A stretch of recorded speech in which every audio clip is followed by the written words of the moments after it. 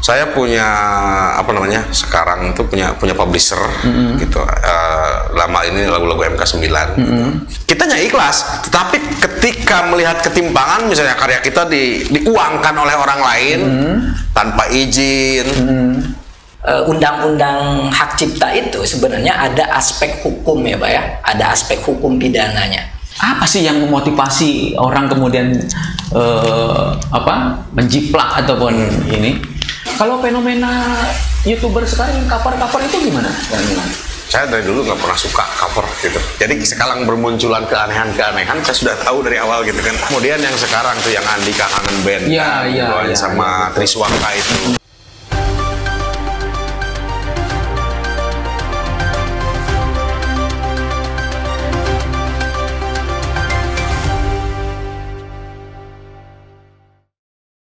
Halo, ketemu lagi dengan saya, Saki Mahmud di Redaksi Bertanya. Edisi kali ini kita akan membahas tentang hak kekayaan intelektual. Sebagaimana diketahui bahwa 26 April adalah Hari Hak Kekayaan Intelektual Sedunia. Nah, setiap hak kekayaan intelektual itu dilindungi secara hukum.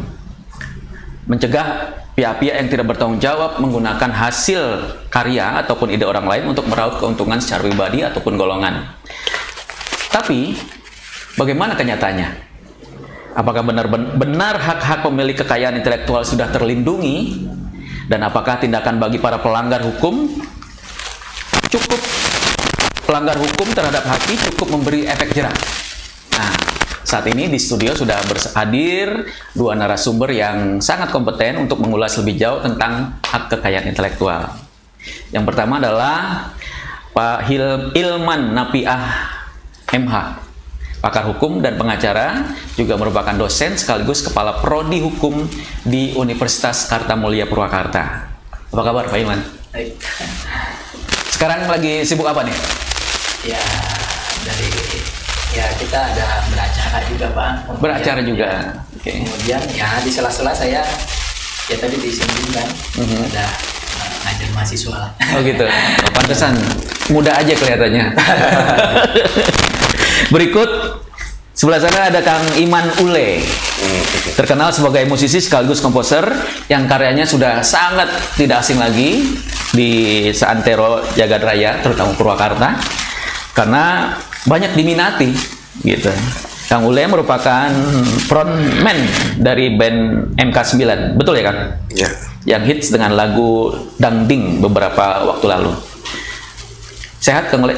Alhamdulillah. Kegiatan kali ini apa sih? Masih bermusik saya atau bermusik agak dikurangi karena panggungan jelas nggak ada, tapi di studio saya tetap masih jalan, tapi frekuensinya juga agak dikurangi. Sekarang lagi sibuk saya jualan etong bakar. Wah, mantap. Sama sate tetap di sana. Jadi ini sekalian promo gratis di Wanayasa. betul. Baik, yang pertama mungkin ke Pak Ilman dulu.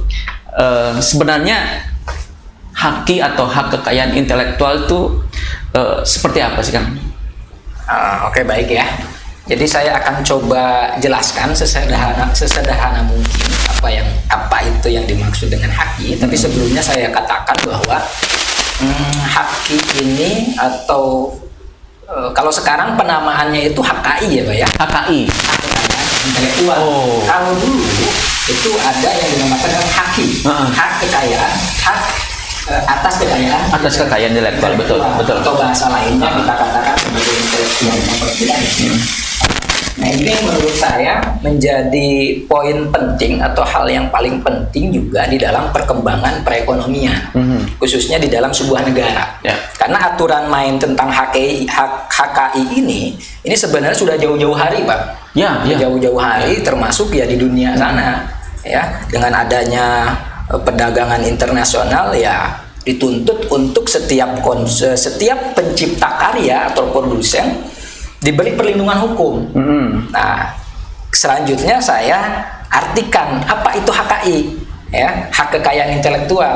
Kalau bicara HKI maka bicara hak yang dari mana? Hak yang didapat dari hasil olah pikir manusia ya, hasil olah pikir manusia. Bentuknya, hasilnya apa? Hasilnya karya. Betul. Nah, karya ini dihasilkan dari kreativitas intelektual. Intelektual siapa? Intelektual seseorang.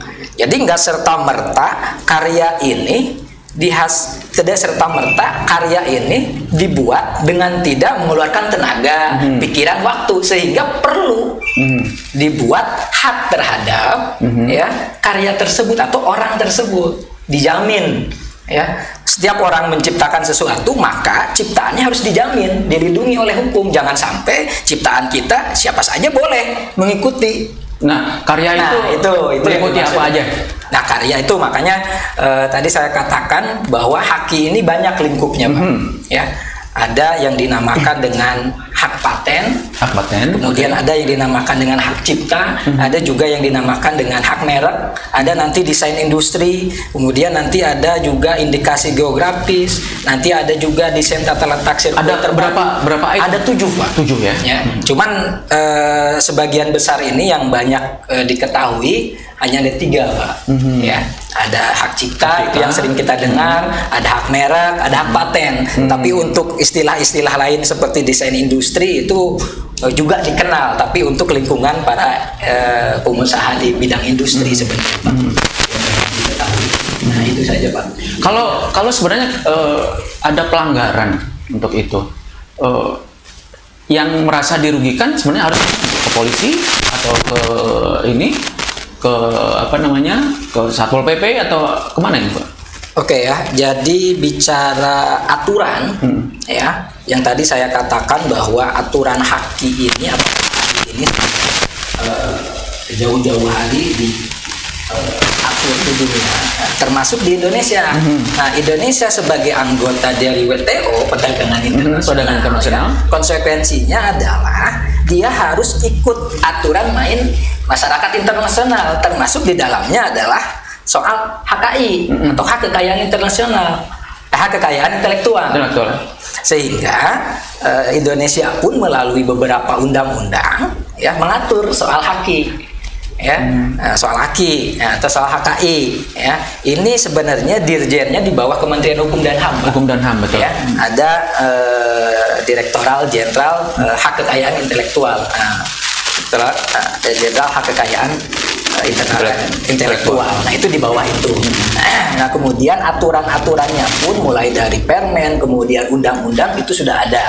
Yang berkaitan dengan HKI. Termasuk nanti kita bicara soal Undang-Undang Nomor 28 tahun 2014 itu tentang hak cipta. Nanti juga kita bicara soal Undang-Undang hak merek juga ada, Pak. Undang-Undang hak paten juga ada. Nah, di situ semua aturan mengatur tentang hak-hak itu. Sehingga nanti ada konsekuensi ketika seseorang melakukan pelanggaran terhadap hak cipta seseorang atau hak merek seseorang ataupun hak paten. Nah, nanti kita kupas harus seperti apa ketika hak ciptaan kita atau merek kita ya digunakan orang lain. Nah, nanti kita akan kupas lebihnya. Sekarang saya ke Kang Iman.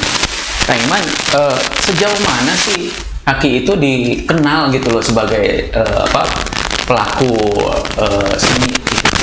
Kalau mulai sekarang terutama di bidang musik, mulai beberapa waktu ke belakang ini sudah ada, walaupun belum tertera secara resmi dalam pikirannya ya, haki gitu. Tetapi ada beberapa bentuk-bentuk praktis yang mereka pahami. Misalnya, oh ini udah karya ini kita daftarin kemana gitu. Misalnya ke apalah semacam ya publisher seperti tadi, publisher kemudian agregator, itu yang kemudian mereka akan mengurus. Tapi ini orientasinya kepada pendapatan kan gitu, bukan lebih kepada legalitas hukumnya, aspek hukumnya gitu. Jadi orang, wah rugi nih, karya saya uangnya masuk ke orang lain yang tidak izin gitu kan. Jadi ke wilayah profitnya gitu, bukan esensi hukumnya gitu. Nah, jadi gitu. Ya mungkin berkaitan gitu. Tetapi untuk diketahui secara pasti bahwa haki itu cukup dikenal oleh masyarakat pengkarya, oleh seniman dan lain sebagainya, itu belum terlalu masuk gitu. Tapi Kang Iman sendiri ada karyanya yang sudah didaftarkan? Ada. Saya punya sekarang itu punya publisher gitu. Lama ini lagu-lagu MK9. Karena belajar dari pengalaman. Sebetulnya saya pribadi ini Saya kan sering berduaan menciptakan lagu dengan Kang Deddy Mulyadi. Jadi yang bikin lirik beliau, yang komposisi dan aransemen kan saya. Sebetulnya pribadi saya dan pribadi Kang Deddy itu nggak ada masalah sih. Wah, udah lah. Jadi cekasarna makrifat lah gitu ya kan. Ya udahlah, karya milik Gusti Allah kan selalu gitu. Tetapi kemudian berkembang ketidaketisan di dunia internet ini kan gitu. Kita ikhlas, tetapi ketika melihat ketimpangan, misalnya karya kita diuangkan oleh orang lain tanpa izin, studi kasus saja. Yang namanya MK9 itu kan musisinya tuh banyak sampai belasan orang. Gitu. Sementara mereka itu yang berproses dari A sampai Z gitu kan. Ini kita bicara nurani saja.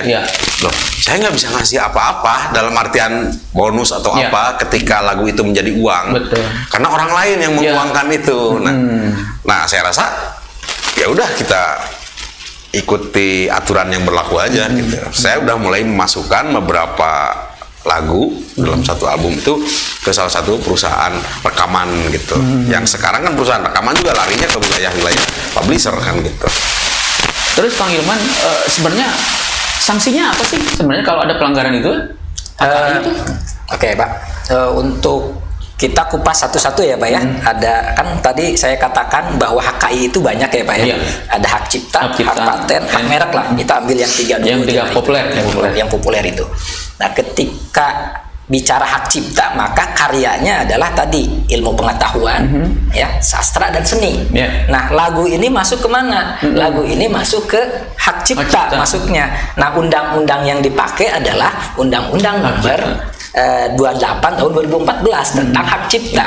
Nah, nanti kalau kita bicara hak merek, beda lagi Pak aturan yang dipakainya, termasuk sanksi pidananya, ya, atau nanti ada upaya hukum lain kan.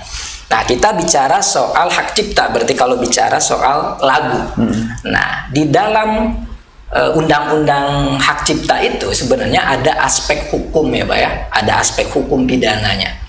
Jadi bagi seseorang yang melakukan perbuatan kejahatan hak cipta atau pelanggaran hak cipta, itu kena pidananya Pak. Itu aturannya pidananya itu mulai dari penjara dan denda. Ya, nanti ada yang sampai maksimalnya itu nanti di 4 tahun, ya. Nanti ada yang 2 tahun, tergantung daripada klasifikasinya Pak. Cuman yang menjadi persoalan di dalam hak cipta ini, poin pentingnya adalah di dalam kan kalau bicara hak cipta otomatis bicara hak ya Pak ya.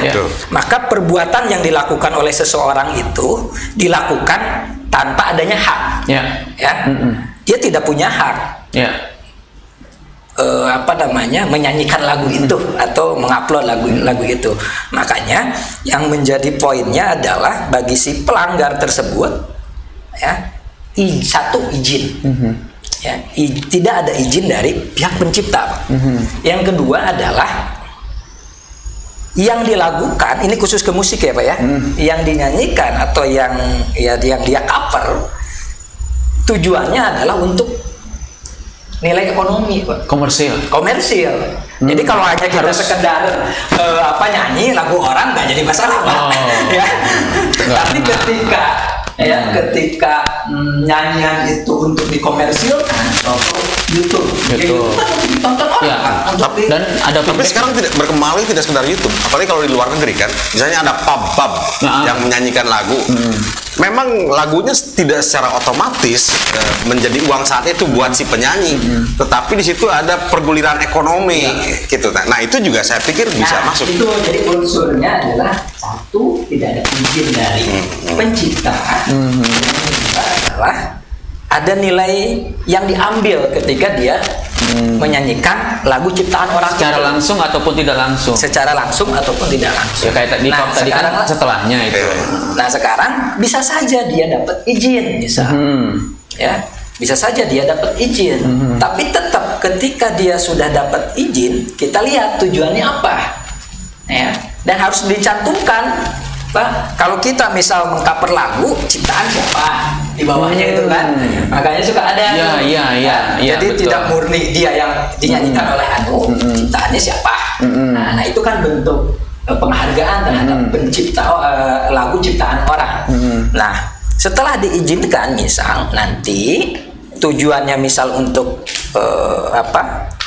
dikomersilkan, maka nanti ada perjanjian yang harus dibuat antara si pencipta dengan yang. Berarti izin juga harus hitam putih dong itu? Ya iya, minimal ya itulah biar kelihatan bahwa perjanjian teh ini ada. Kalau kita perjanjiannya hanya lisan, Pak, kan susah kita buktikan kan. Nanti Saya kalau ada berteman dengan Kang Iman saya menyanyi lagunya. bicara ini Itu bukan nggak masuk berarti ya? Harus ada izin, kemudian nanti dilihat tujuannya. Kalau tujuannya untuk dikomersilkan, maka nanti ada haknya apa? Ya hak royalti lah, Pak. gitu. Tetapi sebelum ini lebih lanjut, pada dasarnya setiap pengkarya, terutama musisi saya ya, yang bukan musisi besar, tapi saya yakin juga di beberapa musisi yang sudah kawakan gitu, yang sudah punya mengantongi legalitas ownership atas karyanya juga, dia pakai parameter sih sebetulnya. Tidak setiap karyanya dibawakan orang lain itu disebut sebagai pelanggaran tidak etis gitu kan. Karena kalau setiap kasus dikasuskan itu bisa sangat sibuk sekali dan bisa mengurangi kehangatan berwarga negara sebetulnya kan gitu. Tapi sebagai musisi, Kang Iman, apa sih yang memotivasi orang kemudian menjiplak ataupun ini selain ekonomi? Sebetulnya motif ekonomi ini timbul sekarang saja. Kalau dulu kan dunia tidak di entrepreneur seperti sekarang kan, apapun juga. Nah, tapi sekarang sudah melihat ada beberapa portal-portal internet yang bisa menjadi uang dengan karya musik. Dari situlah orang lari-lari, saya ingin nambah subscriber gitu, ingin nambah viewers. Sementara kalau saya berkarya sendiri misalnya untuk lagu, wah itu jauh banget. Tapi kalau ada lagu yang udah agak dikenal, mungkin di pencarian itu si algoritmanya akan menemukan lagu judul padahal yang cover saya misalnya gitu. Tetapi kalau menurut saya ini Kang Ilman ya, memang betul itu, tetapi ada satu persoalan pokok di masyarakat pengkarya, terutama kalau artis-artis besar kan sudah punya label sendiri kan. Kalau yang belum punya label, katakanlah indie label ataupun juga partisan masyarakat yang berkarya, ketika karyanya dibawakan orang lain misalnya tanpa izin, kan mate ngegermet nih. Tetapi yang dia tidak tahu adalah untuk berurusan dengan hukum, dia harus punya payung hukum kan gitu. Nah, banyak orang yang tidak tahu, tidak sadar harus kemana saya ketika berkarya, agar kelak kemudian hari ketika karya itu disabet orang, tanda petik, dia bisa bereaksi di depan hukum gitu. Berarti didaftarkan itu jadi penting kan? Jadi kan sebenarnya kalau kita baca undang-undang hak cipta, itu sejak dia menciptakan sesuatu tanpa harus didaftarkan, itu sudah menjadi ciptaannya. Otomatis. Cara undang-undang undang-undang hak cipta. Beda lagi dengan merek nanti. Nah, kalaupun nanti kita daftarkan hak cipta kita, itu kan prosesnya didaftarkan ke Kementerian Hukum dan HAM melalui Direktorat Jenderal Kekayaan Intelektual. Nanti bisa ada, kalau sekarang sih sudah tidak manual lagi, Pak, kayak dulu. Kalau sekarang tinggal siapa penciptanya, siapa pemegang hak ciptanya, ya bisa saja kan. Ini pencipta, ini pemegang hak pencipta. Nanti tinggal dimasukin, Pak, di permohonan pendaftaran itu. Nah, kemudian nanti kalau sekarang sudah online, masuk ke website Kementerian Hukum dan HAM di bawah Direktorat Jenderal Kekayaan Intelektual, nanti tinggal masukkan di situ, nanti pembayaran biasa. Sekarang tinggal langsung ke bank gitu, Pak. Nggak langsung dulu. Kalau dulu kan kita bawa berkas. Kalau sekarang tinggal upload saja. Kalau bentuknya itu nanti kalau untuk pembuktiannya gimana kan? Nanti kan ada sertifikat yang muncul, Pak. Bahwa karya kita, ciptaan kita sudah terdaftar. Gitu. Termasuk ya kita lah di kalangan misal akademisi ya, Pak ya. Di kalangan akademisi juga kan, kalau tadi kalangan musisi itu lagu ya. Kalau di kalangan akademisi itu biasanya buku, Pak. kita kerjasamanya dengan penerbit Anu ya, Pak ya. Kita dapat royalti ya dari penerbit Anu ya. Karena penerbit pemegang. Pemegang. Tahu-tahu berjalannya waktu ada buku pengarangnya kita, penerbitnya orang lain. Itu kan sebenarnya sudah masuk ke pembajakan juga, Ya, Pak. betul. Ya, sudah masuk ke apa namanya? Penggandaan juga ya. Itu kan penggandaan tidak boleh. Penyalahgunaan juga. Terkecuali kalau ada izin dari kita. Cuman kan kalau akademisi sebenarnya senang-senang aja, Pak, karena ilmunya menyebar ya. Kembali lagi ke Tapi saya gini ya, Kang Ilman, saya juga menemukan beberapa kasus yang bajaknya itu di sini. Gimana? Dibajak sama sendiri. Maksudnya gimana? Gini, kita udah kerjasama dengan percetakan misalnya ya, hitam di atas putih, persentase dan sebagainya. Tapi di belakang layar, setelah tahu itu cetakan keluar banyak, sold out gitu, dia ambil percetakan lain lagi, bikin bajakannya. Gitu. Ya tentu dengan kualifikasi yang sama, tetapi kong kaling kong dengan percetakan yang baru ini lebih murah gitu kan gitu. Ada hal seperti itu. Termasuk juga di musik juga ada. Misalnya katakanlah saya masuk ke Gemana Pertiwi gitu ya. Masuk. Misalnya didistribusikan. Habis nih atau gencar sekali penjualannya gitu. Wah, ini peluang nih. CD kita dijual satunya 60.000. Udah kita bikin bajakan banyak yang gitu. Tapi kalau di lagu atau musik sendiri, seperti kalau nggak salah pernah saya baca itu lagu Is Bandung itu asalnya dari luar negeri justru katanya.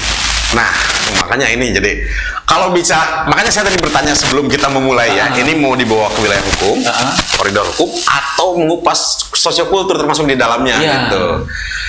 Karena gini, kalau itu lagu-lagu ini ya misalnya Panon Hideng, Nina Bobo, Nina Bobo, terus Burung Kakatua dan lain sebagainya. Nah itu istilahnya apa ya? Udah bisa dikatakan jadi milik publik. Tetapi sebetulnya itu kan ada penciptanya juga kan gitu. Iya. Tapi ada yang lebih pelik lagi, Pak Sakim. Apa itu?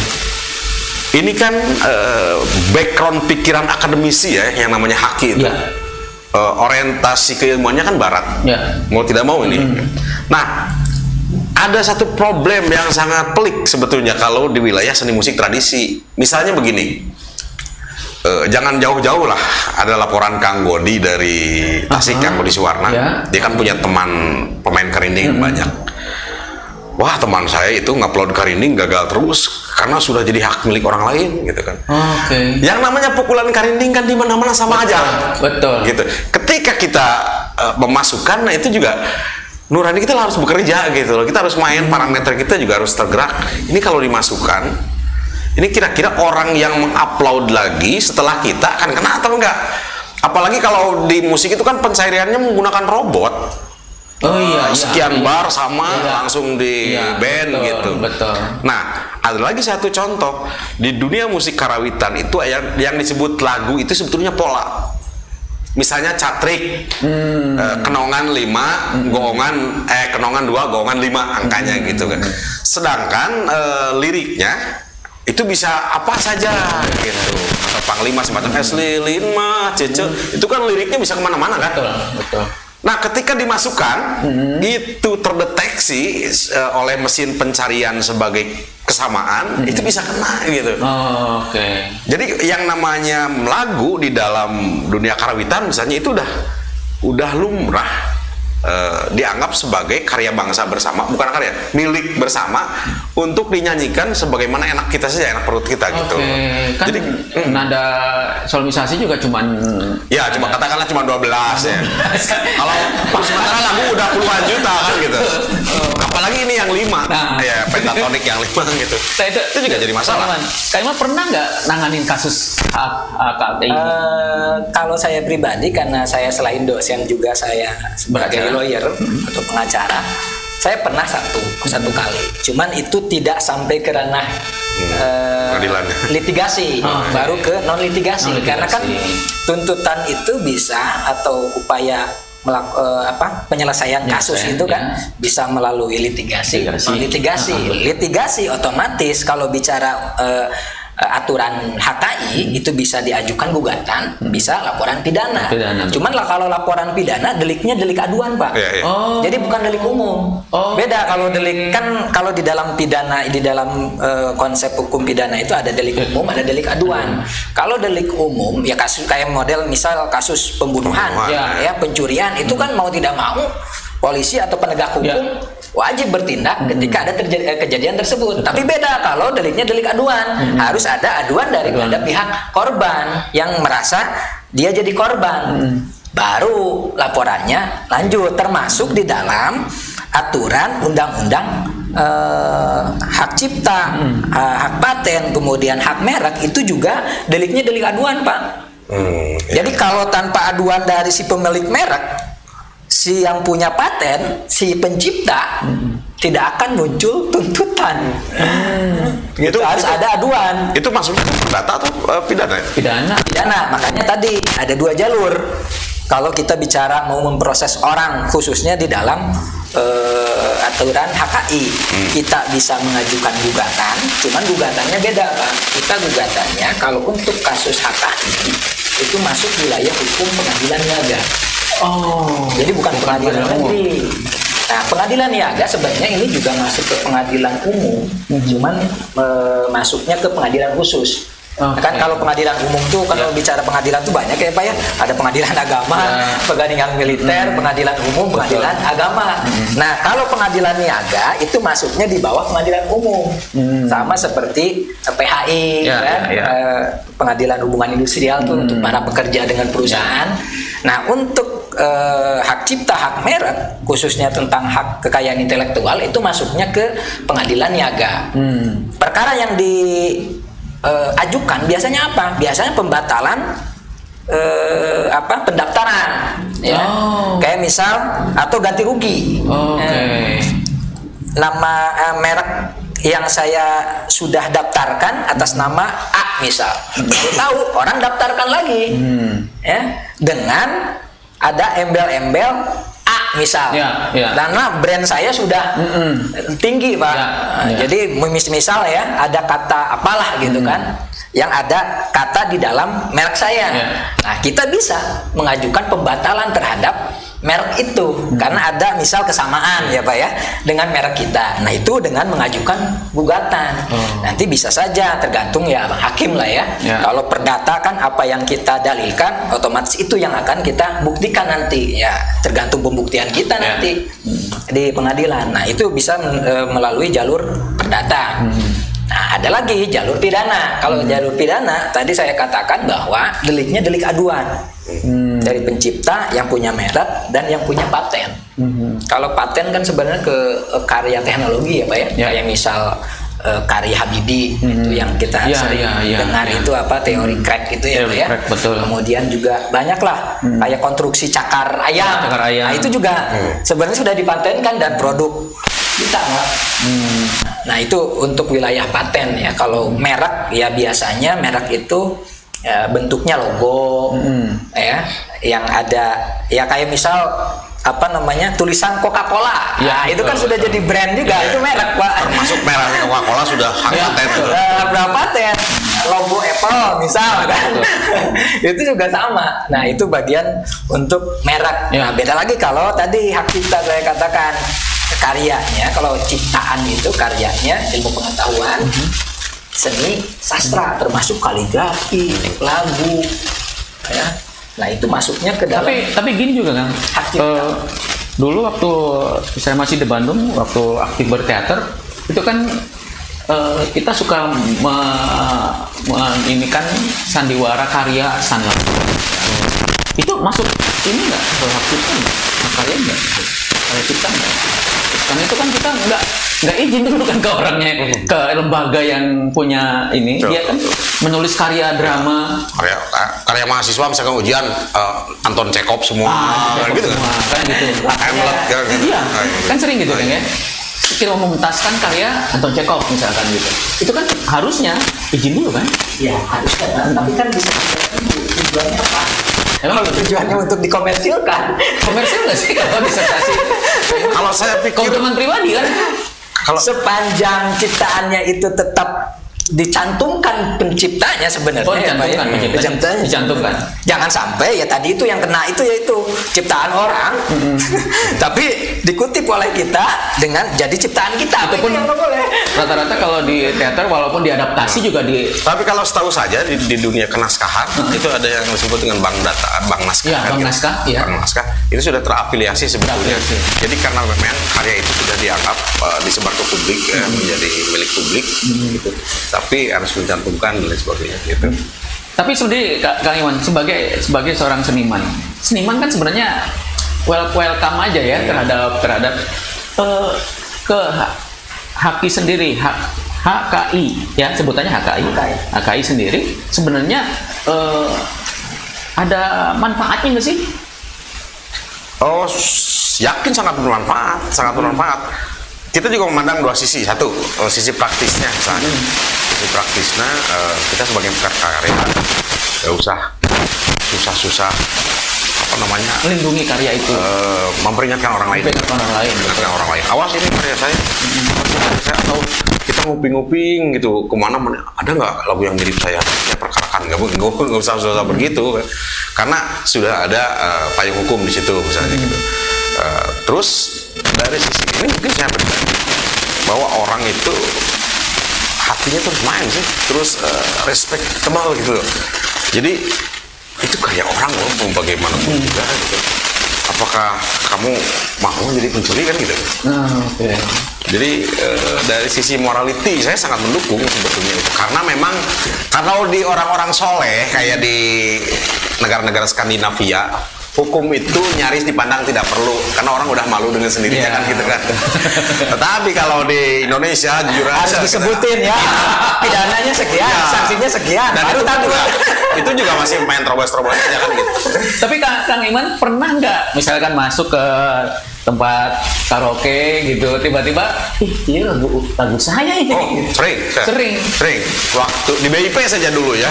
Waktu saya belum masuk di MK 9. Ada lagu-lagu pribadi saya. Padahal nggak publis itu. Disebut indie label juga nggak dipublis. Itu hanya lingkaran kampus aja kan. Biasa kan anak-anak kampus itu mahasiswa suka banyak yang patah hati. Saya bikinin lagu gitu. Tiba-tiba ada yang mengena banget gitu. Kok sampai di BIP di kelas pasar yang besar gitu. Kok lagu saya gitu. Terus ada Mang, saya bilang Mang Ule kan. Mang, iya lagu Amang ada di mana gitu. Ya, saya seneng waktu itu, saya seneng. Dan kenyataannya juga tidak menjadi booming dan dibuangkan kalau dari sisi itu ya. Ya saya senang aja, musik saya berarti enak. Itu parameter sebetulnya penilaian juga. Diterima saja sudah senang. Semacam begini lah. Ada orang yang bilang jangan senang dipuji gitu kan. Tapi bagaimana perspektif kita terhadap pujian? Misalnya, Kang lagu enakan. Oh berarti diterima. Bukan kitanya menjadi mau terbang dipuji, bukan. Kalau saya pribadi, oh ini ukuran gitu. Tolak ukur, oh ini berarti diterima gitu aja. Tentunya kalau jelek, asal yang ngomong jeleknya bisa dipercaya kan, berarti kita perbaiki lagi. Gitu. Berarti kalau seniman sudah ngomong untung rugi, jangan-jangan pengusaha dia. Iya. Nah itu yang terjadi sebetulnya seniman paling soleh sebetulnya.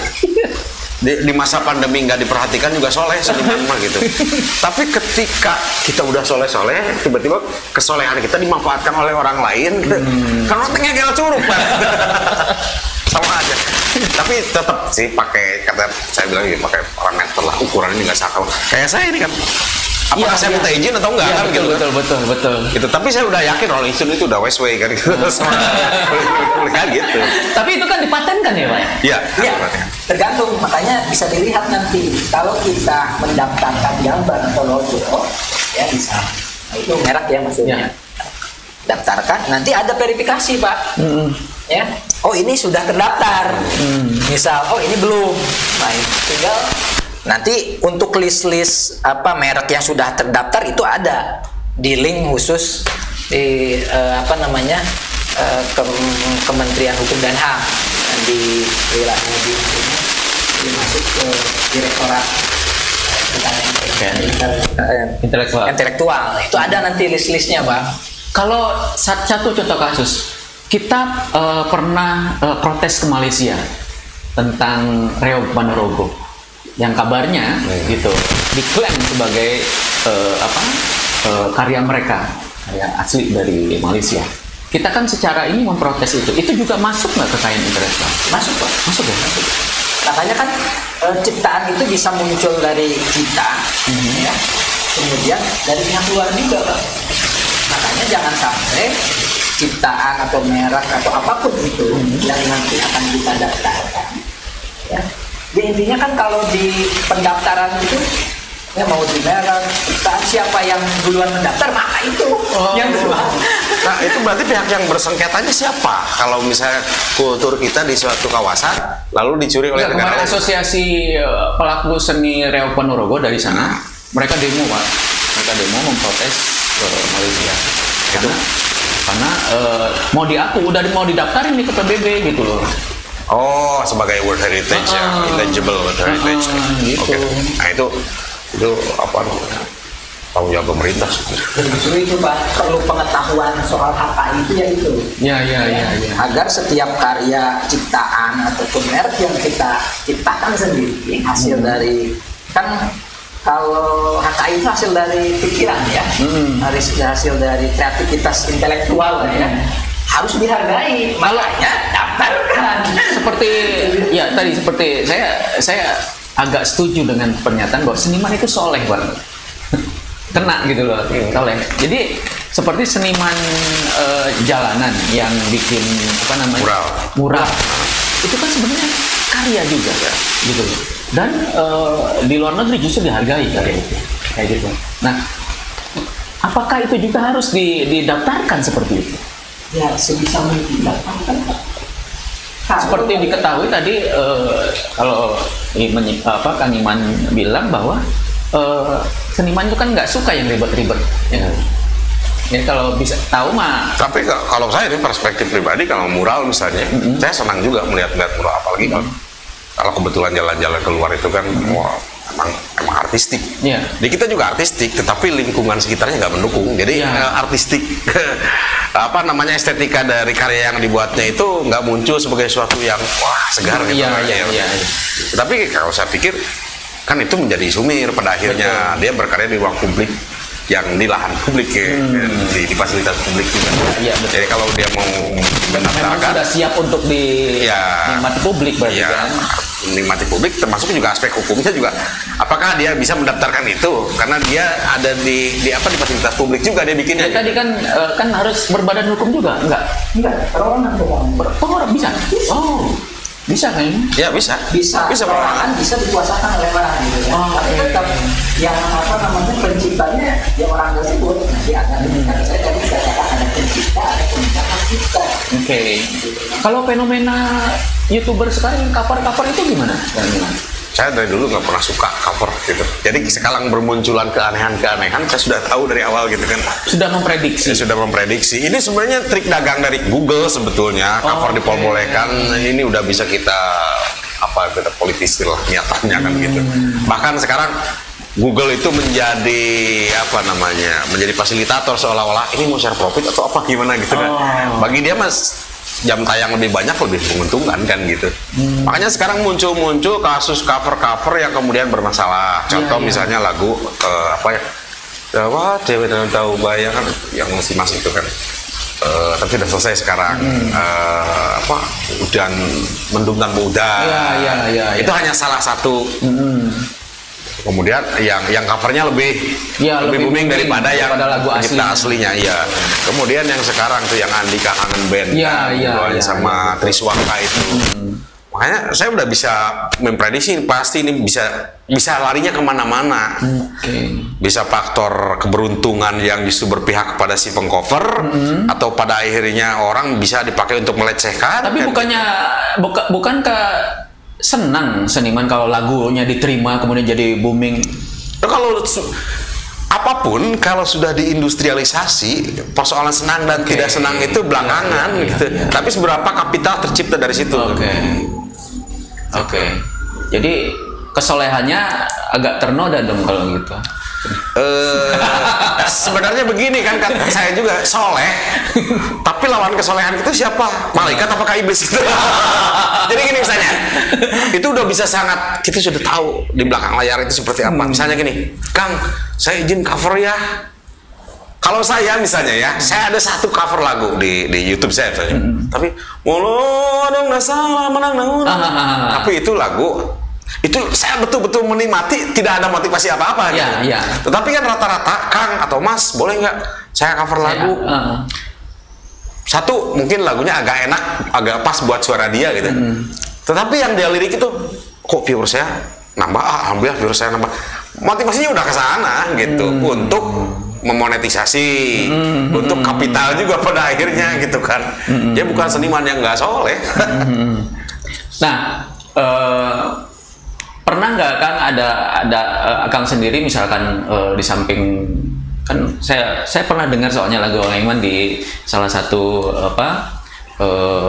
tempat karaoke gitu, kan hanya saya karena nggak nyampe suaranya. Kalau Kang Iman kan ini sekali pakai suara tinggi banget gitu, nggak nyampe. Jadi wah, sebenarnya dulu saya pernah dengar itu Chandra Darusman dari tahun berapa itu ya menginikan hak cipta itu? Ya, sejak zaman ini dulu kan ada Asiri ya, terus ada YKCI. Yayasan Karya Cipta. Sebetulnya mercusuar tentang pengenalan hukum ini sudah ada dari dulu kan gitu. Hukum hak cipta ini. Kemudian kemarin beberapa tahun lalu disegarkan lagi dengan peraturan gitu kan, undang-undang itu dipublish terus diratifikasi lagi gitu. Sebetulnya udah ada kesadaran kita karena memang produk hukum kita kan sebetulnya produk hukum turunan Belanda dari dulu, jadi ada beberapa kemiripan gitu. Ya pastilah menginduk ke barat, pasti itu diperhatikan gitu. Cuman sayangnya di kita perkembangan kebudayaan sendiri tidak bisa mendukung ke arah kesadaran itu. Ya bayangkanlah orang susah semua gitu. Sama aja kan gitu. Ingin meralat, pernah nggak sih ada seniman atau itu yang meminta bantuan jasa Pak Irman sendiri? Belum. Kecuali ya kan Mas Amplang menerima. Ya misalnya gini kan, kita substitusikan contoh-contoh kultur misalnya. Saya punya halaman yang agak luas, terus ada pagar-pagar gitu kan. Terus saya kasih petani untuk lewat gitu. Ketika pulang dari sawah atau dari ladang, dia manggul ini karung. Hasil panen. Terus pagar saya keindah keruntuh. Itu kan persoalan moral pada akhirnya. Terus dia tidak minta maaf lalu membetulkan itu kembali kan. Nah itu sama aja sih. Kesadaran bernegara, kesadaran bermasyarakat, kesadaran terhadap hak orang lain nggak ada jadi di mana-mana. Kita kacau sebetulnya gitu. Nah makanya hanya hukum kalau supremasinya betul-betul itu yang bisa jadi merubah peradaban sebetulnya. Kecuali ya dengan catatan policy itu didukung oleh ya pasukan yang banyak gitu. Jadi kayak dulu kan di kita banyak juga bikin perda dan sebagainya, tapi karena penegak hukumnya nggak ada ya akhirnya susah gitu. Nih Pak Irman, payung hukumnya ada, kemudian kesadarannya sudah muncul sebenarnya, tapi aplikasinya sebenarnya di lapangan seperti apa yang Pak Irman ketahui? Justru itu Pak. Jadi sekarang pun untuk pengaduan lah ya. Karena sebenarnya kan persoalan ini bisa diselesaikan secara kekeluargaan, mediasi lah ya. Non litigasi bisa di litigasi. Nah untuk kementerian juga sebenarnya sudah membuat inilah kerjasama dengan Kementerian Kominfo ya, terkait dengan pengaduan-pengaduan yang ada di link yang lagunya di cover orang, gitu kan. Nah itu dijadikan bukti awal sebenarnya. Ketika misal tadi nanti tinggal di take down kan, linknya mana nih tinggal dimasukkan. Jadi yang mengcover lagu kita siapa, tinggal masukkan linknya nanti take down sendirinya karena sudah dilaporkan. Nah itu dijadikan dasar awal sebenarnya. Ada kadaluarsa nggak sih itu? 14 hari Pak biasanya. 14 hari. Nah, 14 hari nanti nanti kita bisa mengajukan upaya lain kalau memang tidak ada itikat baik setelah kita komunikasi dengan orang yang bersangkutan. Kalau sudah tidak ada itikat baik ya memang susah lagi Pak. Baru jalur yang lain kan, jalur hukum, baik itu nanti gugatan maupun ke pidana tergantung dengan peristiwa hukumnya ya.